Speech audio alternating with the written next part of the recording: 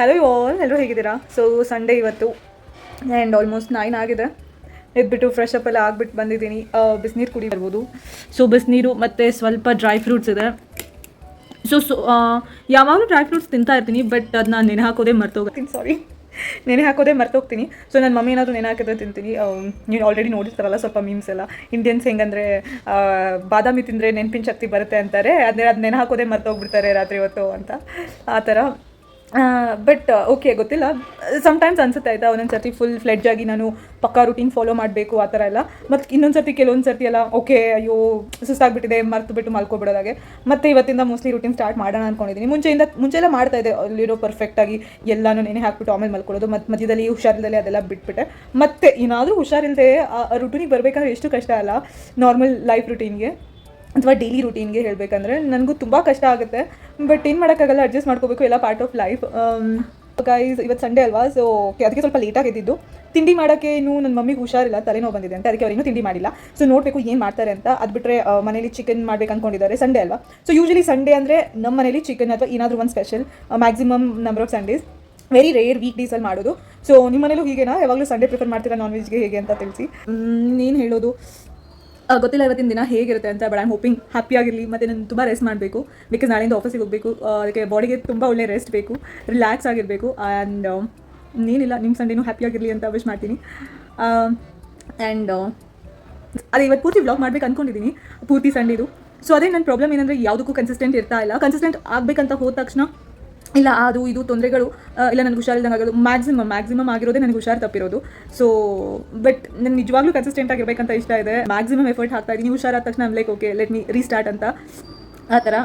ನೋಡೋಣ ಏನಾಗುತ್ತೆ ಅಂತ. But I am really happy ಮತ್ತೆ ಸ್ಟಾರ್ಟ್ ಮಾಡೋಕ್ಕೆ ಯೂಟ್ಯೂಬ್ನ ಕನ್ಸಿಸ್ಟೆಂಟ್ ಆಗಿರ್ಬೇಕಂತ ಅಂದ್ಕೊಂಡಿದ್ದೀನಿ.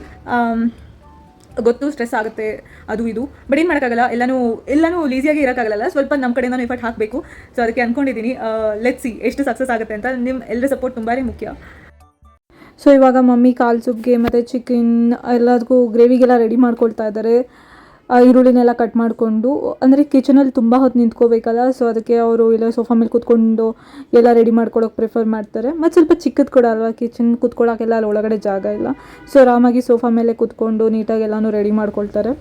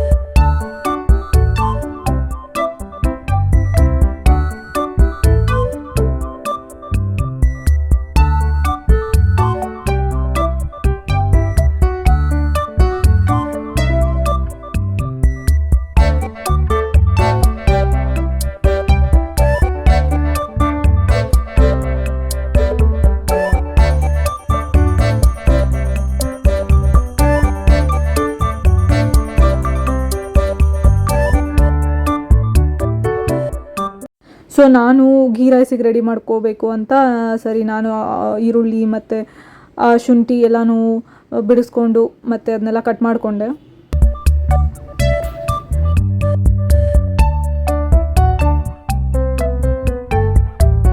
ಇಲ್ಲಿ ಚಿಕನ್ ಗೊಜ್ಜು ಮಾಡೋಕ್ಕೆ ರೆಡಿ ಮಾಡ್ಕೊಳ್ತಾ ಇದ್ದಾರೆ. ಸೊ ನಾವು ರಾ ಆಗಿ ರುಬ್ಬಿಟ್ಟು ಹಾಕೋಕ್ಕಿಂತ ಈ ಥರ ಸ್ವಲ್ಪ ಹುರ್ಕೊಂಡು ಆಮೇಲೆ ರುಬ್ಬಿಟ್ಟು ಚಿಕನ್ ಮಸಾಲ ಮಾಡ್ತೀವಿ.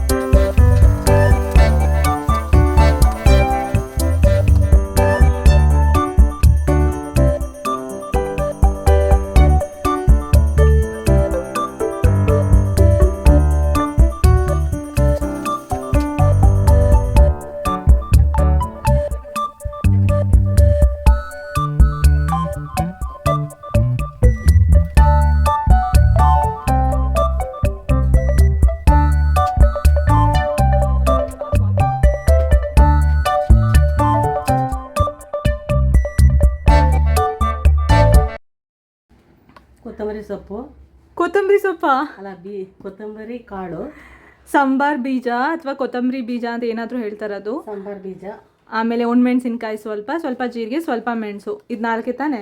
ಇದು 4ನೂ ಚೆನ್ನಾಗಿ ಪೇಸ್ಟ್ ಮಾಡಬೇಕು, ಅಂದರೆ ಗ್ರೈಂಡ್ ಮಾಡಬೇಕಾಯ್ತಾ, ಪೌಡರ್ ಮಾಡಬೇಕು. ಇದು ಸೂಪ್ಗೆ ಆ್ಯಕ್ಚುಲಿ, ಸೊ ಕಾಲು ಸೂಪ್ ಮಾಡೋಕ್ಕೆ. ಸೊ ಇಲ್ಲಿ ಸೂಪ್ಗೆ ನೀನು ಬೇರೆ ಏನೇನು ಬೇಕು ಸಾಮಾನು ಅದೆಲ್ಲ ರೆಡಿ ಮಾಡ್ಕೊಳ್ತಾ ಇದ್ದಾರೆ ಮಮ್ಮಿ ಕಾಲು ಸೂಪ್ ಮಾಡೋಕ್ಕೆ.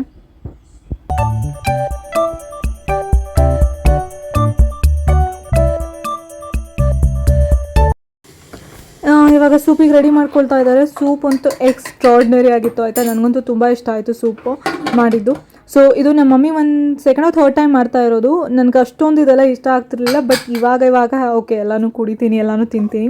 ಸೊ ಹಾಗೆ ಅಲ್ವಾ, ಚಿಕ್ಕ ಹುಡುಗರು ಇರಬೇಕಾದ್ರೆ ಫುಲ್ ಹಠ ಮಾಡೋದು, ಅದು ಬೇಡ ಇದು ಬೇಡ, ಆ್ಯಂಡ್ ಅದೇ ಪ್ರಾಕ್ಟೀಸ್ ಆಗಿಬಿಡುತ್ತೆ. ಅದು ನಮಗೆ ಟೇಸ್ಟ್ ಕೂಡ ಓಕೆ ಅಷ್ಟು ಇಷ್ಟ ಆಗಲ್ಲ ಆ ಥರ. ಬಟ್ ನಾವು ಬೆಳೀತಾ ವಿಲ್ ಅಂಡರ್ಸ್ಟ್ಯಾಂಡ್, ಓಕೆ ಇದರಿಂದ ಏನು ಉಪಯೋಗ, ಏನಕ್ಕೆ ಇದನ್ನು ಕುಡಿಬೇಕು ಆ ಥರ ಈ ಥರ ಅಂತ. ಸೊ ನಮ್ಮ ಮನೇಲಿ ನಂಗೆ ಸ್ಟ್ರೆಸ್ ಮಾಡಿದಾಗ ಇದು ಕುಡಿ ಅಂತ ಹೇಳಕ್ಕೆ ಏನಕ್ಕೆ ಅಂತ ರೀಸನ್ ಕೇಳಿದೆ. ಓಕೆ ಒಳ ಜ್ವರ ಎಲ್ಲ ಇರುತ್ತಲ್ಲ, ಅದೆಲ್ಲ ಹುಷಾರಾಗುತ್ತೆ ಇದು ಕೊಡಿದ್ರೆ ಅಂತ ಹೇಳಿದ್ರು. ಬಿಕಾಸ್ ನನಗೆ ಟೈಫಾಯ್ಡ್ ಆಗಿತ್ತಲ್ಲ, ಸೊ ಅದಕ್ಕೆ ಓಕೆ ಫೈನ್ ಸರಿ ಮತ್ತೇನು ಜಾಸ್ತಿ ವಾದ ಮಾಡೋದು ಬೇಡ ಅಂತ ಕುಡ್ತೀವಿ. ಬಟ್ ತುಂಬ ಚೆನ್ನಾಗಿತ್ತು. ಇವಾಗ ಚಿಕನ್ ಕರಿ ಮಾಡೋಕ್ಕೆ ರೆಡಿ ಮಾಡ್ಕೊಳ್ತಾ ಇದ್ರು. ಚಿಕನ್ ಕರಿಗೆ ಹಾಗೆ ಬೇಸಿಕ್ ಸ್ವಲ್ಪ ಎಣ್ಣೆ ಇರೋ ಸ್ವಲ್ಪ ತುಪ್ಪ ಹಾಕ್ಬಿಟ್ಟು ಅದಕ್ಕೆ ಈರುಳ್ಳಿ ಚೆನ್ನಾಗಿ ಫ್ರೈ ಆಗಬೇಕಾಯ್ತಾ.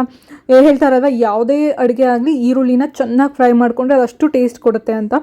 ಆಮೇಲೆ ನಾವು ರುಬ್ಕೊಂಡಿರೋ ಮಸಾಲ ಹಾಕಬೇಕು. ಇವಾಗ ಆ ಮಸಾಲ ಫುಲ್ ನೀಟಾಗಿ ಬೇಯಬೇಕು, ಅಂದರೆ ಒಗ್ಗರಣೆಲೇ ಎಣ್ಣೆ ಬಿಡ್ಕೊಳ್ಬೇಕು. ಅಲ್ಲಿವರೆಗೂ ನೀಟಾಗಿ ಬೇಯಿಸಿ ಹಾಗೆ ತಿರುಗಿಸ್ಕೊಳ್ತಾ ಇರಿ ಸೌಟಲ್ಲಿ, ಏಕೆಂದರೆ ಅದು ತಳ ಹಿಡಿಬೋದು. ಅದಕ್ಕೋಸ್ಕರ ಅವಾಗ ಸ್ವಲ್ಪ ತಿರುಗಿಸ್ಕೊಳ್ತಾ ಇರಿ.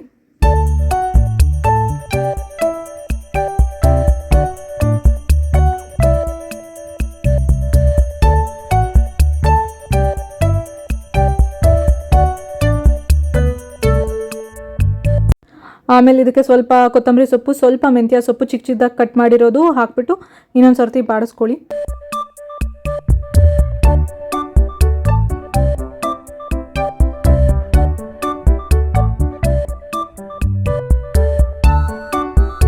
ಸೊ ನೋಡ್ತಾ ಇರ್ಬೋದು, ಅವಾಗ ಸೌಟ್ ಆಡಿಸ್ತಾನೆ ಇರಬೇಕು, ಇಲ್ಲಾಂದರೆ ತಳ ಹಿಡಿದು ಬಿಡುತ್ತೆ.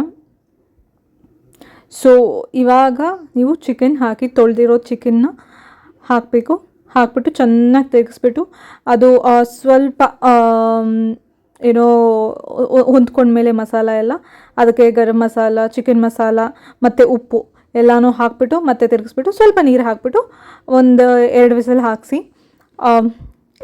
ತುಂಬ ಚೆನ್ನಾಗಿ ಬರುತ್ತೆ ಈ ಥರ. ನೀವಂತೂ ಟ್ರೈ ಮಾಡಲೇಬೇಕು ಇದನ್ನು. ಘೀ ರೈಸ್ ಜೊತೆ, ಚಪಾತಿ ಜೊತೆ, ಯಾವುದ್ರ ಜೊತೆನಾದರೂ ಪೇರ್ ಮಾಡ್ಕೊಂಡು ತಿನ್ಬೋದು. ನಮ್ಮ ಮನೇಲಿ ಯೂಶ್ವಲಿ ಘೀ ರೈಸ್ ಮಾಡ್ತಾರೆ. ಸೊ ತುಂಬ ಚೆನ್ನಾಗಿರುತ್ತೆ ಕಾಂಬಿನೇಷನ್ ಅಂತ ಘೀ ರೈಸ್ ಮಾಡ್ಕೊಂಡು ತಿಂತೀವಿ. ಘೀ ರೈಸ್ ಮತ್ತು ಚಿಕನ್ ಕರಿ ಅಷ್ಟೇ, ಇನ್ನೇನಿಲ್ಲ. ಸೊ ಇದು ರೆಸಿಪಿ ಈಸಿ ರೆಸಿಪಿನೇ, ತುಂಬ ಬೇಗನೆ ಮಾಡ್ಕೋಬೋದು.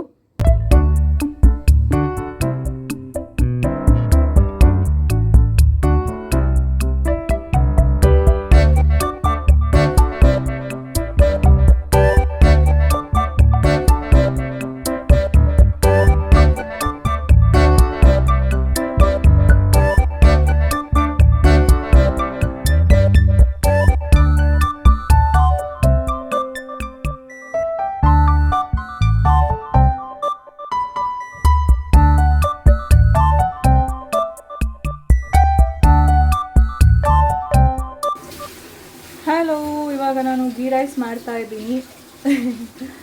ಸೊ ನಾರ್ಮಲ್ ತುಂಬ ಮಿನಿಮಲ್ ಇಂಗ್ರೀಡಿಯೆಂಟ್ಸ್ ಯೂಸ್ ಮಾಡಿ ಘೀ ರೈಸ್ ಮಾಡ್ತಾ ಇರೋದು. ಬನ್ನಿ ಹೇಗೆ ಮಾಡೋದು ನೋಡಿ.